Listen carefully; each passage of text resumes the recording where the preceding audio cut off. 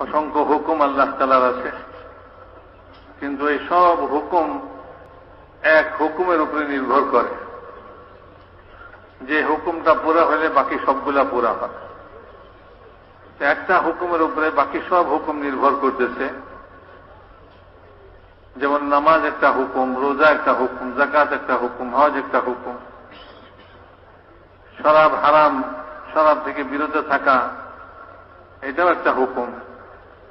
এরকম অনেক হুকুম আছে। এই সব হুকুম একটা হুকুমের উপরে নির্ভর করে।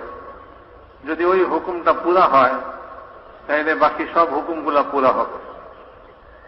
আর সেই হুকুমটা হল ঈমানের হুকুম। আল্লাহ তাআলা সর্বপ্রথম যে হুকুম দিয়েছেন সেটা হল ঈমানের হুকুম। সাহাবা রাদিয়াল্লাহু তাআলা আনহুম আজমাইন